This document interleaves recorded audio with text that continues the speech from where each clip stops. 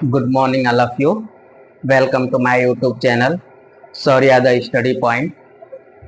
आइए हम सभी लोग जो है मैथ का अगला चैप्टर जो 10th class UP CBSE ISC ICSE बोर्डों में जो है इम्पोर्टेंट चैप्टर होता है, मार्क्स अच्छे आते हैं, जिस चैप्टर का नाम है क्वाड्रेटिक इक्वेशन।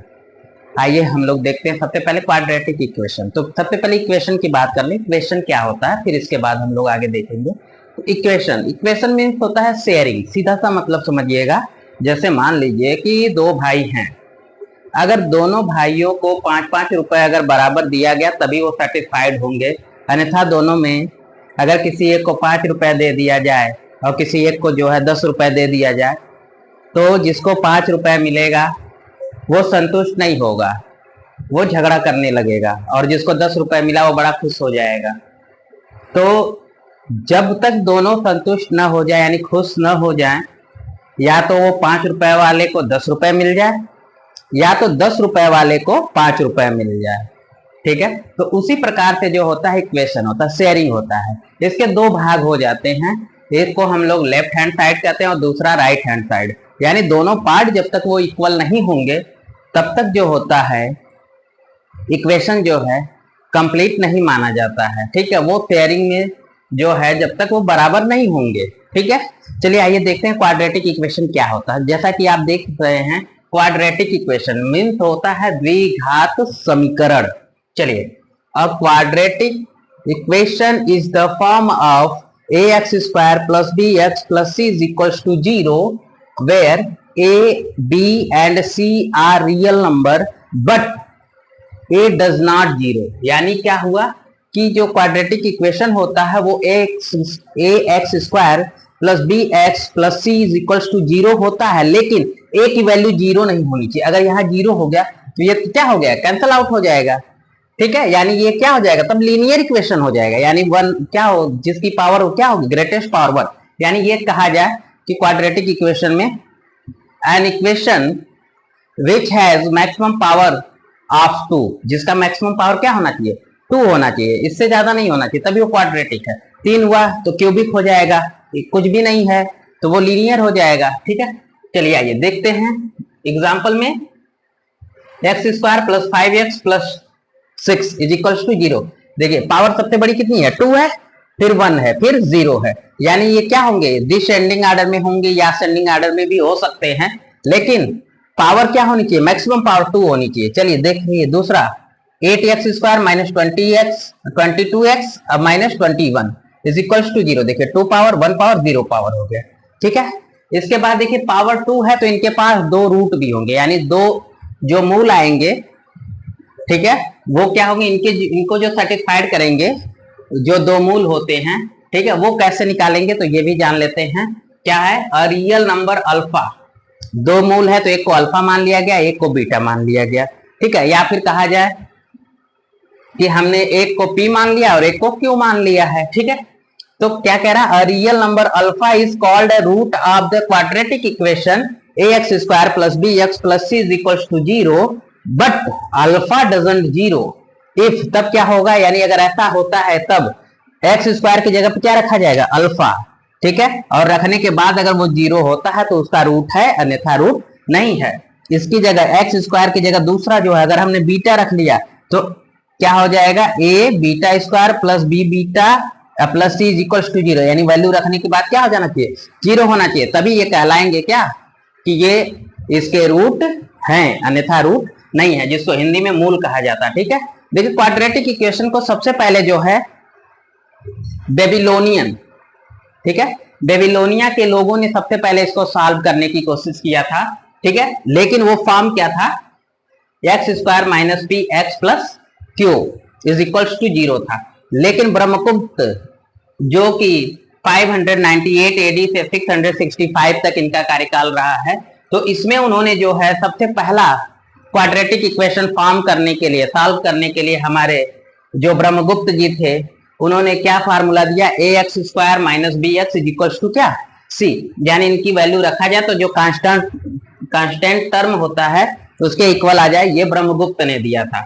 इसके बाद जो है सबसे ज्यादा प्रचलित जो है, जिसको हम लोग श्रीधराचार्य कहते हैं, उन्होंने एक फार्मूला दिया। आइए अब हम लोग जो है श्रीधराचार्य के द्वारा क्वाड्रेटिक इक्वेशन को सॉल्व करने के लिए, जैसे आपको बोर्ड में जब पूछ दिया ना कि solve the quadratic equation by formula method, तब आपको श्रीधराचार्य फार्मूला लगाना पड़ेगा।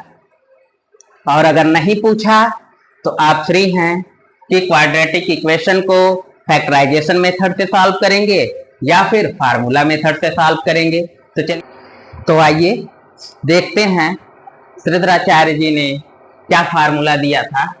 ठीक है, तो आइए श्रीधराचार्य।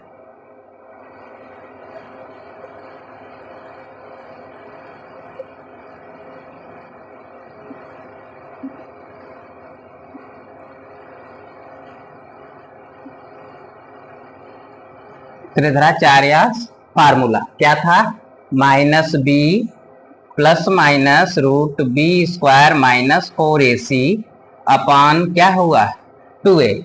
ठीक है, यानी इसको जब हम लोग डेराइव कर दें तो ये हो जाता है, यानी अल्फा पहला अगर हम लोग माने तो minus b plus under root b square minus 4ac upon क्या हो गया 2a। ठीक, और बीटा तो माइनस बी, अब प्लस की जगह क्या हो गया minus under root b square minus 4ac, अब पूरे के अपान यानी होल अपान 2a। ठीक है, यही दो रूट हैं। इन्हीं फार्मूले से हम लोगों को क्या करना पड़ेगा, किसी भी क्वाड्रेटिक इक्वेशन का जो है हम लोग सोल्यूशन फाइंड आउट कर सकते हैं। तो इनमें आ गया होगा इतना। ठीक है, अल्फा का क्या होगा minus b plus under root b square minus 4ac upon 2a, और बीटा हो गया minus b minus under root b square minus 4ac upon 2a।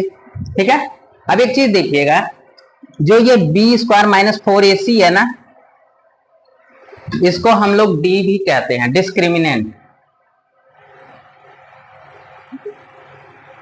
Discriminant Hindi में इसको कहते हैं विविक्तिकर। ठीक है, हिंदी में विविक्तिकर कहते हैं। तो डी से डिनोट करते हैं, फार्मूला होता है बी स्क्वायर माइनस 4ac। इसके द्वारा जो है हम लोग क्या करते हैं, किसी भी क्वाड्रेटिक इक्वेशन का हम लोग नेचर, रूट का जो नेचर है वो फाइंड कर सकते हैं। जैसे इसके कहा जाए nature of roots, nature of roots. पहला केस क्या होता है, when d greater than 0।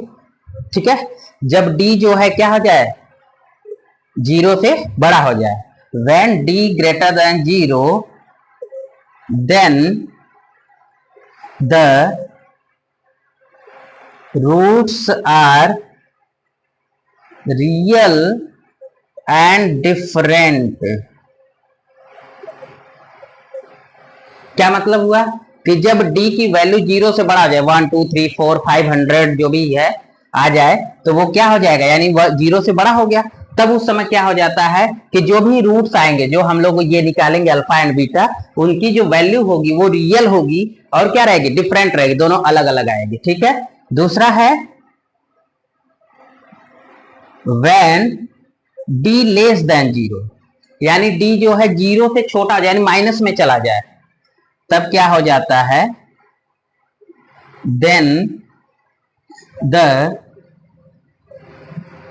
Roots are imaginary. Imaginary होगा एंड डिफरेंट हो जाएगा।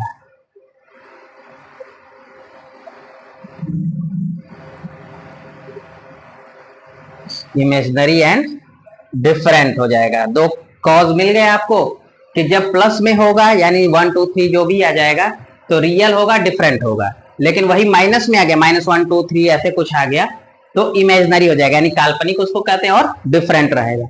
और एक क्या होगा, इधर देख लेते हैं, थर्ड केस जो है when d is equals to 0, यानी जब d की वैल्यू क्या हो जाएगी जीरो हो जाएगी, तब क्या होगा, then the roots are equal and same,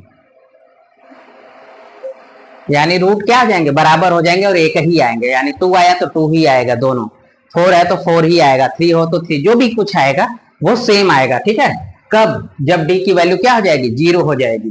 ठीक है, तो आपके पास यही 3 केस है, एक बार पॉजिटिव होगा, एक बार निगेटिव होगा और एक बार सिर्फ और सिर्फ जीरो होगा। तो ये आपका जो है क्वाड्रेटिक इक्वेशन के जो फार्मूले थे वो हो गए।